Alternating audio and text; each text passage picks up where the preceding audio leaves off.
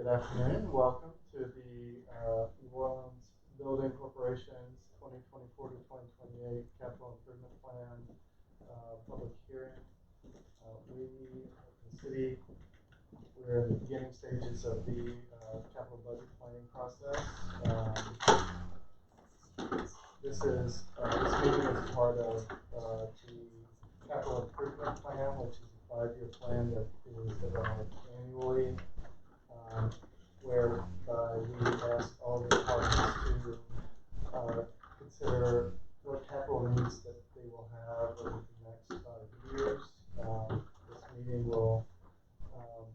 These meetings serve a couple of purposes. First, to give greater visibility to the public for departments and agencies, facilities, the vision for the facilities, what they would like to have improved, and also provide public access to the departments.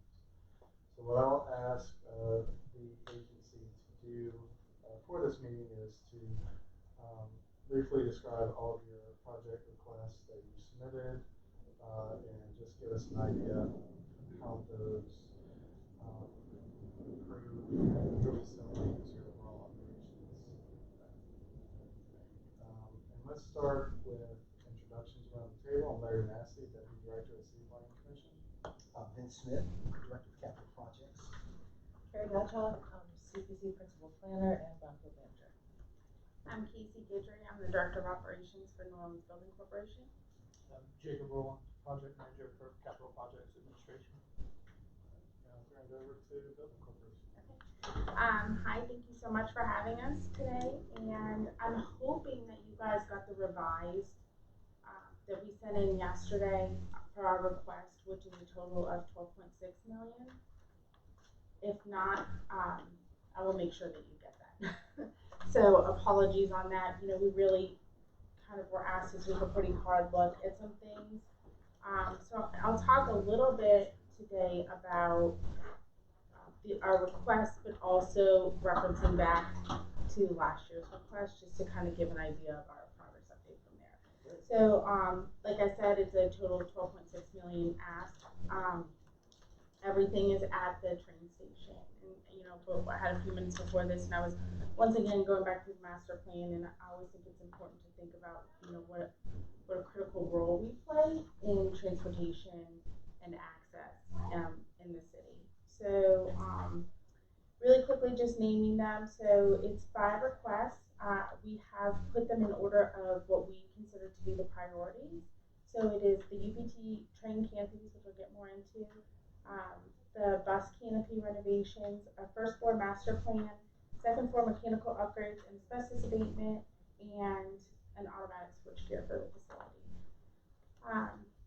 So the first page here, I always like to remind everyone that NOBC has put a lot of money. You know, we don't generally receive funds from the city, from any sort of tax base. So we are very mindful in our operations of the train station, and that what we are able to generate there goes right back into the station itself.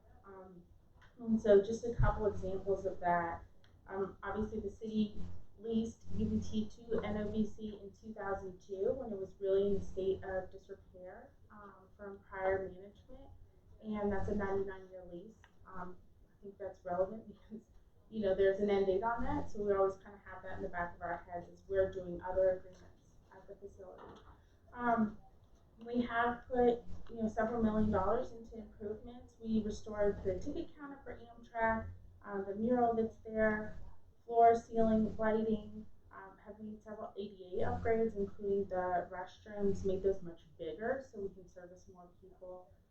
There was an asbestos project in the past, and kind of continually have worked on MEP improvements as well. So we just recently wrapped up almost $3 million project, which was really an upgrade to the Terminal Central plant. We put in 2 new chillers so that we have that redundancy, and a new boiler, new sub-meter service, so that we are able to really understand what the usage looks like in the terminal. And I say that because I think that every dollar counts, and we really try and be aware of that. that being said, if you look at the fact that, those main improvements were done in 2012, here we are 10 years out, so the maintenance is something that we're starting to take a harder look at. And one of the questions that you asked on this is, about, maintaining the life of your capital stock, and I think that that is something that we really put a lot of thought into as we're putting in this year's request. So our first request is for the renovations to the train canopies. Now, I will say this is for 3 of the canopies. If you're ever driving, I know you guys are, some of you more or less familiar with this station. There are the 2 canopies that are kind of near the interstate, and those are shorter. This request does not include those. Right now, those don't service trains. They could in the future, but right now they don't. What we have found, and what I know you all have found, is that every time we go out for an estimate, it doesn't get a little bit bigger, it gets a lot bigger. So we are trying to really be mindful about what is public facing, what is our critical need right now. And these canopies, so to do, this is a $9.4 million request. We've looked at this every way that we can look at this, and what we have found is because we have pools, we have leaking from the top side, even if we tried to put a Band-Aid on it, paint the bottom, we're still going to continue to have the same issues because your roof is leaking. So we really feel like it makes the most sense to zero in on the 3 canopies that make up what, where we're seeing Amtrak trains now, what services the public, and do a complete redo. So I know we talked, and Carrie, this is something that you were very in tune with last year about those asbestos containing panels, the transit panels in the canopies. We've used some NOBC funds since our meetings last year to find that we've had a roofing consultant come out a couple times, we've had a roofer come out, do some test samples, that really we can leave those in place and encapsulate them, which is so great for a lot of reasons. 1, they're original. 2, we don't have to put them in a special landfill somewhere. It reduces the risk to workers, so it really, we think that that's a win, and it's more cost effective. So that's the ultimate win on that. So this would mean the scope of this project is for 72,960 square feet of train canopies, which, to give you some perspective, a football field is 57,000 square feet. So almost a football field and a half of train canopies. So I know it's a big number, it's also a lot of square footage. So what they'll do is they'll go in from the top side, they'll take off all of that, and if you look in the bottom left-hand corner, you can see that picture. There's basically like the bottom of the roof is exposed. So they basically go in and vacuum up everything that they can off the top, and then they'll come in and re-roof the entire top side. Then on the bottom, and again I mentioned, we've been working with some consultants, we will do kind of like a sandblast treatment, and then come in with a very heavy product that's more than just a paint, to cover the bottom side. So this isn't something that should last a couple of years. I mean, these really haven't been touched in 70 years. So it's something that is meant to last for decades. And then we've also done a steel assessment. So we came in and we had MMI come in and do a report for us of all the steel columns. So we have real data on which columns need to be repaired. And so all of our estimates have been based off of those real numbers. So that is number 1. If you look at our request last year, it's a pretty similar number for the platforms and canopies.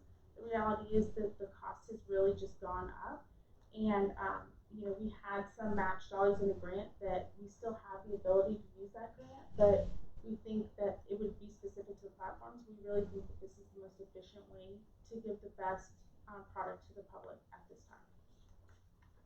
Any questions on that one? Would this qualify for state funds?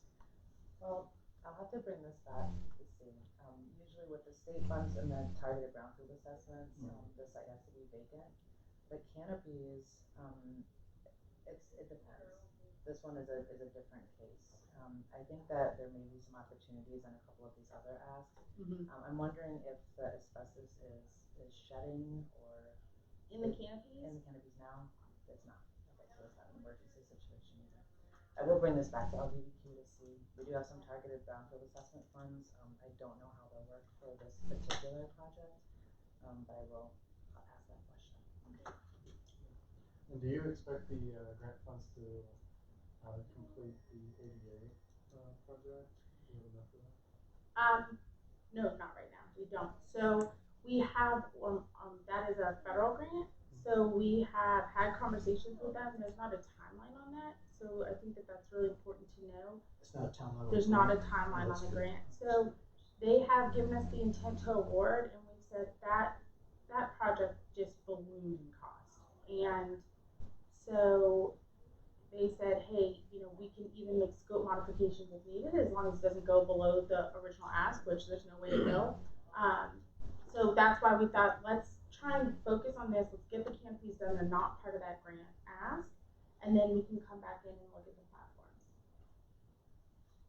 I will note as well that part of that original grant from last year was some new water lines, electrical, etc., that would service Amtrak, and that was part of their match. They have proceeded in doing some of that work, so again, all that's associated with the canopies, so it really more reason just for us to keep going on the canopies right now. I have one more question. Do you have a current phase 1 or phase 2 on any of these asks? I don't believe so. Well, what do you mean by current? Within the last year? No. Do you know the approximate date of your last phase 2? I'd have to look. Because time just seems to be flying by. That's for sure. I'm sorry. I Right, looked at some stuff and I'm like, oh, that was 3 years ago. I think it's like last month. And Casey, I'm noticing in your submission, when you got the lump of 13.5, but the presentation is broken out. Okay, so I think the problem is I think there were some conversations that had happened. We submitted a revised, and I'm not sure that you guys got our revised. That came through yesterday morning to Rochelle. Okay, so I'll make sure that you get Okay, that. so the revised one has it broken out. Yeah, Rochelle does have that, I think it Yeah. came yesterday morning. Yeah. Do you want this one to look at? I'm getting ready to pull it up. Okay. Did you copy me on You it? should be on it, yeah. I'll tell you the time. Sorry about that, I should have brought printed copies. Sorry, I probably should have put my head in the office and said something. I think it was yesterday afternoon, actually. Around 3, probably, 2:27 p.m. Yes. And you're on it now. It's Forward it to me. okay. Coming to you right You now. doing it? Okay. Want me to move on to number 2? Yeah, keep going. Okay. So the second request is for, so the other part of that grant was, it was kind of lumped together some of the modifications that would happen with the platforms, campaigns, and then the impact of the bus yard. So it was this whole domino effect. So what we've done for, your thing said alert. Is that okay? We'll see. Okay. So what we've done for request number 2 is this is specific to the bus canopy, and this is, again, a renovation. These are original to the late 1960s when the buses came in. So the good news is we don't have lead paint here, we don't have the asbestos here, so this is a little bit more straightforward. This is 41,000 square feet, so still a pretty big project. But this is, again, to clean, repaint, really get this feeling refreshed, some signage, there's, lighting, so that it kind of, this one's a little bit more holistic.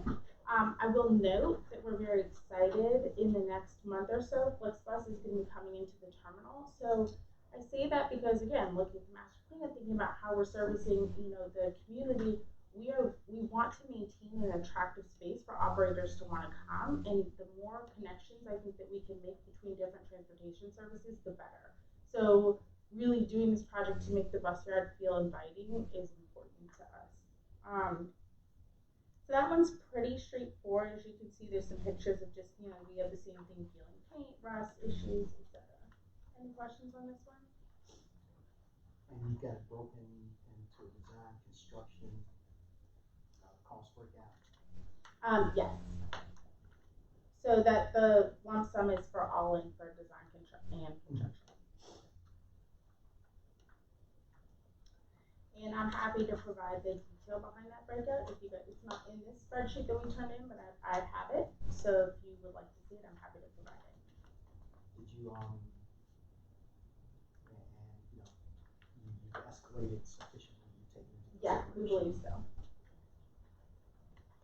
And we did actually last week, as we were kind of re-reviewing all of this, just do another check-in with an actual painting contractor, just to make sure our numbers felt okay, because I think they, you know, sometimes our estimators aren't always as on the mark as we would like. So. For the past couple of years, Yeah. the estimates we've been getting have not been reliable. Right. Yeah, and we know that. So we feel pretty comfortable with that number. The third project that we are presenting is a master plan for the first floor.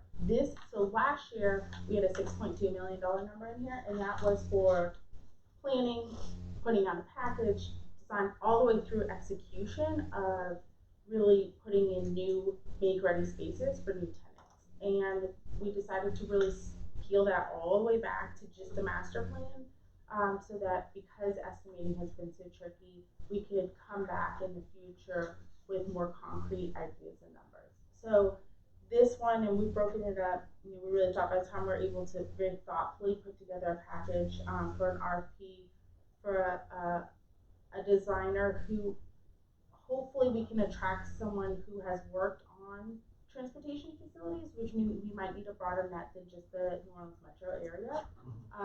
It is a unique project, and since we're really the only facility, we'd love to see someone with proper experience. But our idea here is to kind of capture the same things that we talked about last year, which are, you know, we've done a lot of these MEP upgrades to get to the terminal, so then what would be needed in the terminal to keep that going. So if, you know, if they say to us, okay, you really need more restaurant space, you know, that we can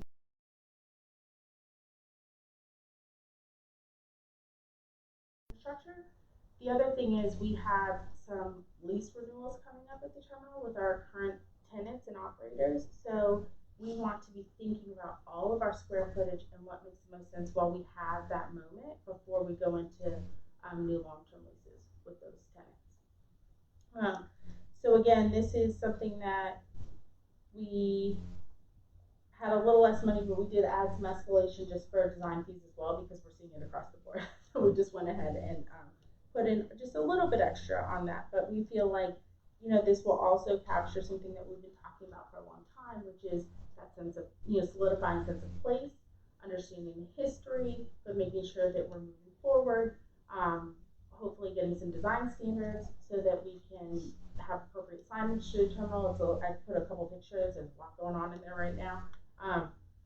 And we feel like while we notice these things, and while we may have some experience and expertise, we really want the experts to come in and help guide us in what is going to be the best thing for the long term. Any questions on this one?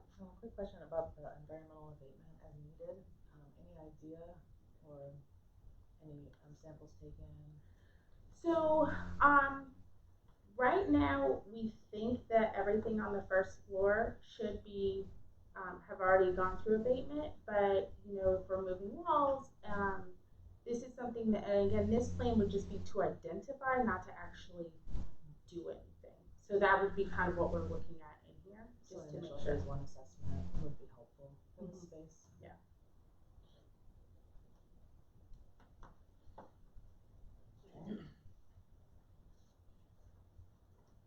Okay. And so this is really where I think, you know, if you were talking about some of those dollars that are available. So again, this is not last year, but 2 years ago, we put in an ask for the second floor. This is a much more scaled back ask, but what we are looking at, because we have an opportunity on the second floor to bring in a longer term tenant, but it's very difficult to get a reasonable rate structure because there are some pretty big modifications that need to happen.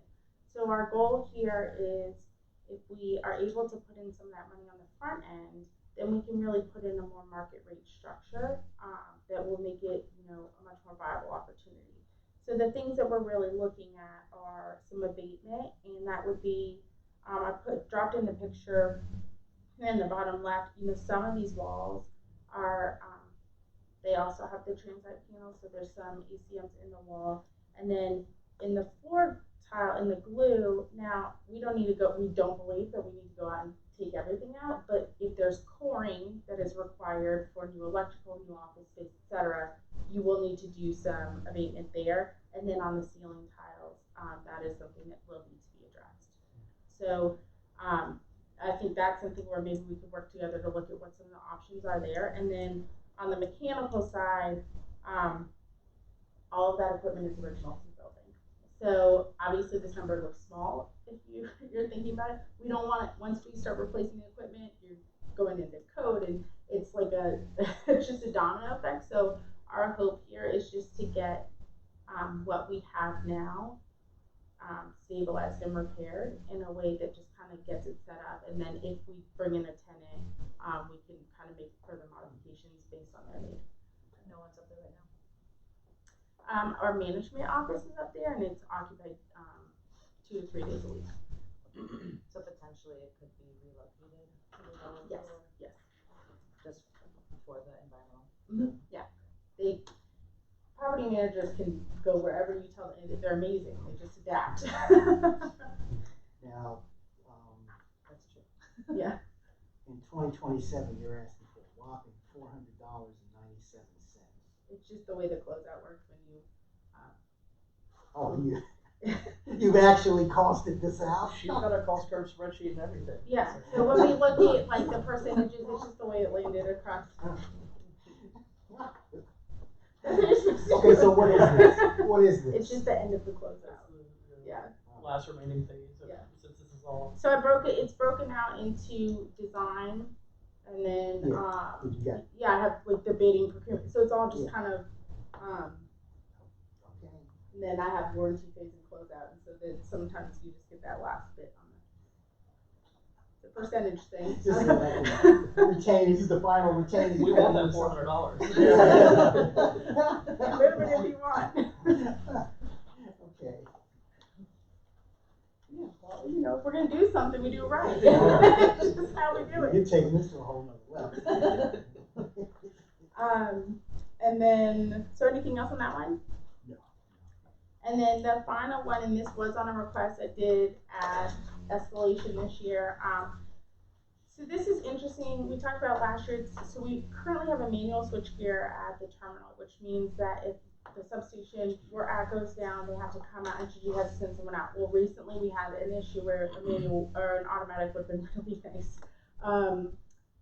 So our power went out at the station for whatever reason. Our generator didn't kick on. Even though it tests every Saturday and works, it did not kick on. And we were in the dark, and it just so happened that Amtrak had a service disruption, so our terminal was full in the middle of the night with no power, and in the middle of summer, and it was not good. I'll just say that. It was a not good situation. Yeah. This is equipment that Entergy, you have to pay for it. They bring their people out, they install it, they maintain it, but it's considered an equipment upgrade, so it's literally a one-time cost, and then it's back to Entergy dealing with everything. So while it's last on our priority list, it is something that I think adds a lot of value. And I know last year we talked there might be some sort of program or something. Yeah, I mean, I'm looking at this, and I would think hazard mitigation funds would cover this.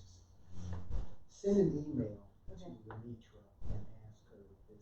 Okay. Yeah. Just to see if it possibly is something. Yeah. Apparently we're one of the only facilities downtown that does not have this equipment. So we got a new manual switchgear last year, which was great because even the manual, they wouldn't throw it because it was so old that it was like dangerous to throw the manual. So we did get that, which Entergy will pay for, but to get the upgrade, you have to fork it over. So Yeah, no, last year, what was it, right before Ida, it's like we dived over the finish line. We had a emergency generator / automatic transfer switch project at our rec centers. So, yeah. And, you know, had we not done that, we couldn't have used the rec centers for cooling stations. Yeah, I mean, it's huge. Yeah, Yeah. as small as that project was, it was probably one of the most, if not the most important project that we did. Yeah. So, you know, I fully understand the importance of this Yeah. one. Especially if, you know, I think we're using UPT again this Yeah, year. I mean, so it's it's a distribution center and it's transportation center, you know, so it really is. yeah, this is really cool. And again, the emergency generator, we had it, you know, we figured that out. It was just like there was something wrong with it. Was very simple. It was like they had to pull something out and put it back in, but you know, we like to have that reinforcement at a place that we're using for lots of people. So those are our requests. Any other questions? Casey, I do have one question. It's about something that's not in your request, but the building on, I guess it's Earhart, kind of behind the main. The dorm building?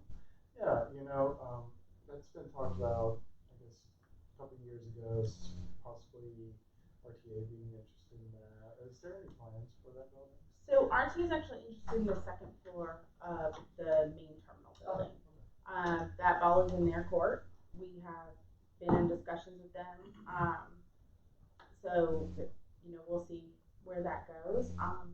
We have this request in there because even, you know, whether it's RTA or someone else, in order to make the second floor really viable, there are just improvements that need to happen. The dorm building is something that, again, needs a lot of work. It's not a conditioned space. You know, all the way, it's from 1960 something. So there's a lot of upgrades that will need to happen, but it is one that Corporate Realty is our property manager, so they kind of are always, you know, keeping an ear to the ground to see, you know, what the interest would be there. And when I think the right option comes along, we will capitalize on it because that's what NOBC does. Is that what you termed the annex last year? The annex is on the. I know we just have our own day. I'm sorry. I don't realize that. I'm so used to it. So if you're looking at the terminal building, on the left-hand side is the dorm building. That's where they used to house all the Greyhound drivers when they would do overnights. And then on the right-hand side is what we call the annex, and that is currently the second floor is occupied by Amtrak. Okay. And the bottom floor is our the main central plant, and then the commissary that services all the Amtrak trains. So the dorm is a standalone building, completely vacant. It's not completely vacant. The downstairs is used for storage. So.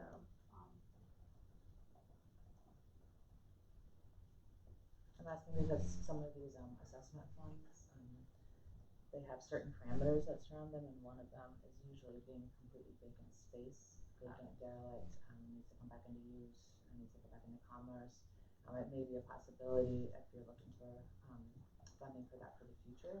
That could be something that we could focus on through the brownfield program here. So I think that and we can definitely talk about that, but that building is newer than the original terminal, so we don't have some of the issues that we have in the other materials in the other buildings. Yeah, it would start out probably with just a phase one assessment to see what's there, Okay. and then if nothing is found, you can kind of sign off on that, so your developer, whoever you have moving into the space, will know that it's contaminant free. Okay. So that might still be beneficial. Just Okay, something, that's great. for the future. Thank you. Mm-hmm. Any other questions? That's it. Did you send us digital? Yes, but I'm happy to. Okay, send us a PDF. Okay. So we can put it in the Will do. digital file. Okay, great. Thanks, guys. Thank you so Thank much. you. so much. Will you include me on that too? I'm gonna share some of this with Yeah, absolutely.